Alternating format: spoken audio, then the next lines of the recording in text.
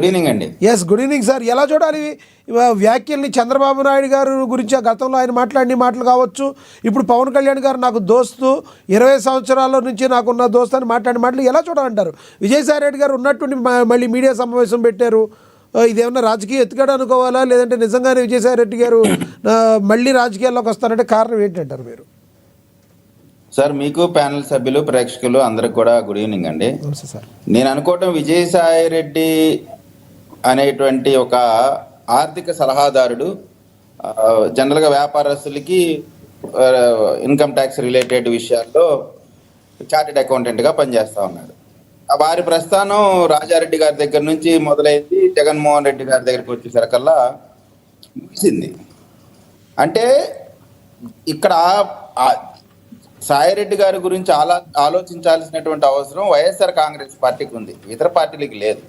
ఎందుకు లేదు అన్నానంటే, వైఎస్ఆర్ కాంగ్రెస్ పార్టీలో నెంబర్ 2, వైఎస్ఆర్ కాంగ్రెస్ పార్టీ పుట్టుకలో అంటే ఆ పార్టీని ఎస్టాబ్లిష్ చేయడంలో కానీ వారికి సంబంధించిలో నెంబర్, ప్రతిపక్ష పార్టీగా ఉన్న సమయంలో నెంబర్ 2, ముఖ్యమంత్రిగా ఉన్నప్పుడు నెంబర్ 2, అన్ని సందర్భాల్లో కూడా జగన్మోహన్ రెడ్డి గారి తర్వాత వైఎస్ఆర్ కాంగ్రెస్ పార్టీ అంటే విజయసాయి రెడ్డి అనేటువంటి మాట మనందరికీ తెలిసినటువంటి అంశం.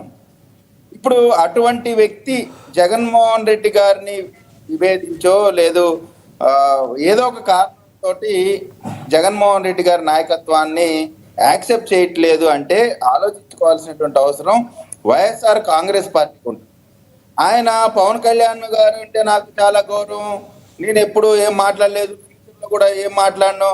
ఆయన గతంలో మాట్లాడినా ఏం ఫరక్ పడదు, ఫ్యూచర్లో మాట్లాడినా ఏం ఫరక్ పడదు. ఆయన ఒకటంటే దానికి 100 అనగల కెపాసిటీ ఉన్నటువంటి జన సైనికులు ఉన్నారు. తెలుగుదేశం పార్టీని అంటే ఆయన చేసినటువంటి ప్రతి ఆరోపణకి సరిగ్గా సమాధానం చెప్పేటువంటి రాజకీయ నాయకులు తెలుగుదేశం పార్టీలో కూడా ఉన్నారు. ఆయన బీజేపీకి వెళ్తాడా, ఏ పార్టీకి వెళ్తాడా అనేటువంటిది ఆయన ఇష్టం కాదు, ఏ పార్టీ తీసుకుంటుంది అనేటువంటి పార్టీ నిర్ణయం. నాకు తెలిసినంత వరకు విజయసాయి రెడ్డి గారి పైన ఆర్థిక పరమైనటువంటి నేరాలకు సంబంధించిన అనేకమైనటువంటి కేసులు ఉన్నాయి. లిక్కర్ స్కామ్లో ఆయన పేరుంది. అదేవిధంగా వైజాగ్లో దున్నేసుకున్నారు, ప్రాపర్టీస్ ఎక్కడ కనపడితే అక్కడ ఆక్రమించుకున్నారు, ఇష్టానుసారంగా అక్రమ కట్టడాలు కట్టారనేటువంటిది ఆయనకు ఉన్నటువంటి మంచి పేరు.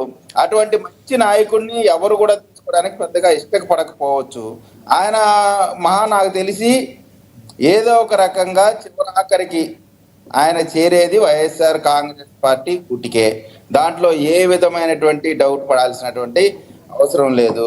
గతంలో తెలుగుదేశం పార్టీ అధికారంలో ఉన్న సమయంలో బీజేపీతో దగ్గరే ఉండి బీజేపీ వాళ్ళకి వైఎస్ఆర్ కాంగ్రెస్ పార్టీకి మధ్య అనుబంధాన్ని పెంచడానికి ఆయన ఢిల్లీలో చేసినటువంటి అనేక కార్యక్రమాలు అందరికీ తెలిసినటువంటి అంశమే. కాబట్టి ఇవాళ ఏదో విజయసాయి రెడ్డి గారు చిలక పలుకులు పలుకుతున్నాడు కాబట్టి పవన్ కళ్యాణ్ గారు అనలేదు. ఆయన ఎవరు ఏమన్నా ఏంటి అనేటువంటి వ్యక్తికి విజయకిరణ్ గారు ఇంకోటి అనుకోవచ్చా? మీరు బాగానే గుర్తు చేశారు. గతంలో ఢిల్లీలో ఆయన ఎన్నో కీలక సమావేశాలు అయితే చేశారు. ఒక రకంగా బీజేపీకి వైసీపీకి ఒక మంచి అండర్స్టాండింగ్ రావడానికి అయితే ఆయన ప్రధాన కారణం కావచ్చు. కాబట్టి బీజేపీకి వెళ్ళే అవకాశం ఏమైనా ఉందంటారా? అందుకని నేను ఓపెన్ ఆఫర్లు ఇస్తున్నారంటారా అన్ని పార్టీలకి? సార్, ఇప్పుడు ఆయన క్లియర్ కట్గా ఫ్యూచర్లో ఏం చేయాలి అనేటువంటిది ఒక ఆలోచన కలిగినటువంటి వ్యక్తి. ఆయన రాజ్యసభకి రాజీనామా చేశాడు అంటే అది బీజేపీకి వెళ్ళిద్ది, కోర్టుకి వెళ్ళిద్ది అనే విషయం ఆయనకి తెలుసు. అయినా కానీ రాజీనామా చేశాడు అంటే ఆయన ఎవరితో ఒకరితో అండర్స్టాండింగ్ చేసుకొని ఆయన పొలిటికల్కి సంబంధించి ఒక రూట్ మ్యాప్తోనే దీర్ఘకాలికమైనటువంటి ఆలోచనతోనే ఆయన రాజకీయంగా జగన్మోహన్ రెడ్డి గారిని విభేదించి బయటకు వచ్చాడు. ఇదేదో ఊరికే జస్ట్ లైక్ ఎట్లాగేదో బయటకు వచ్చేటువంటి కాదు. మన ఆలోచనలు ఎక్కడ మొదలవుతాయో, ఎక్కడ ఎండ్ అవుతాయో అక్కడి నుంచి ఆలోచన మొదలు పెట్టగలిగినటువంటి బ్రెయిన్ స్ట్రోమింగ్ చేసే కెపాసిటీ ఉన్నటువంటి నాయకుడు కాదు, ఒక ఆర్థిక సలహాదారుడు విజయసాయి గారు. విజయసాయి రెడ్డి గారు ప్రజానాయకుడు కాదు, ప్రజలతో ఎన్నుకోబడిన నాయకుడు కాదు. కేవలం జగన్మోహన్ రెడ్డి గారి కుటుంబానికి ఆర్థిక సలహాలు ఇవ్వటంలో, జగన్మోహన్ రెడ్డికి ఆర్థిక సామ్రాజ్యాన్ని విస్తరించటంలో, అనేకమైనటువంటి అంశాల్లో జగన్మోహన్ రెడ్డి గారిని ఇరికించటంలో మొదటి వ్యక్తి విజయసాయి రెడ్డి.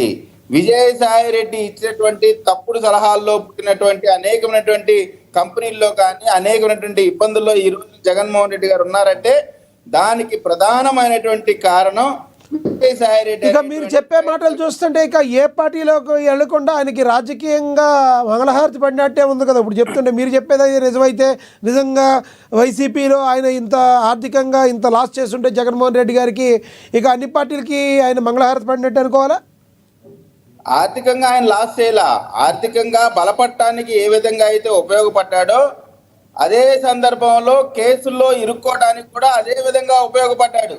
ఆయనే కారణభూతులయ్యాడు. ఇచ్చేటువంటి సలహాల్లో తప్పుడు సలహాలతో చేశాడు కాబట్టి, ఆ తప్పుడు విధానాలు నేర్పించాడు కాబట్టి, ఆ విధానంలో కంపెనీని తీసుకెళ్లాడు కాబట్టి, ఆ తప్పుడు విధానాల్లోనే కంపెనీలను ఎస్టాబ్లిష్ చేశాడు కాబట్టి ఈ రోజున జగన్మోహన్ రెడ్డి గారి సో ఆయన ఇచ్చే బంపర్ ఆఫర్ మీ టీడీపీకి జనసేనకి అవసరం లేదంటారు?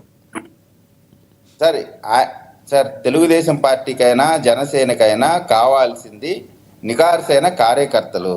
నాయకుడు అనేవాడు నిజంగా అంటే రాజకీయాల సంగతి ఒక సెకండ్ పక్కన పెట్టి ఇవాళ రాజకీయ పార్టీలు మారే వాళ్ళు ఎలా ఉన్నారంటేనండి, మోహన్ రెడ్డి గారు లాంటి వాళ్ళు, నాలాంటి వాళ్ళు, లేకపోతే మన జనసేన సోదరు లాంటి వాళ్ళు మేము మారం. ఏ పార్టీ ద్వారా అయితే వాడు లబ్ధి పొందుతాడో, ఏ పార్టీ ద్వారా అయితే వాడు ఎమ్మెల్యే, మంత్రి లేదా చైర్మన్ పదవులు తీసుకుంటారో వాళ్ళు మాత్రమే, వాళ్ళల్లో కూడా తక్కువ మందే, నేను ఒక 20-30% మాత్రం ఎన్ని పదవులు వచ్చినా వాళ్ళ ఆకలి తీరదు, ఇంకా కావాలి ఇంకా కావాలి అని చెప్పి అనునిత్యం. మీ పార్టీలో కూడా ఉన్నారు సార్ అలాంటి వాళ్ళు? మీ పార్టీలో కూడా ఉన్నారా? ప్రతి పార్టీ సార్, ప్రతి పార్టీలో ఉంటారు. ఇప్పుడు బొత్స సత్యనారాయణ గారు ఉన్నారు. బొత్స సత్యనారాయణ గారు జగన్మోహన్ రెడ్డి గారి గురించి ఎలా మాట్లాడాడు? నిండు సభలో విజయమ్మ గారిని 2 గంటల పాటు నుంచోబెట్టి ఏ రకంగా ఇబ్బందికరమైనటువంటి అంశాలు మాట్లాడాడు.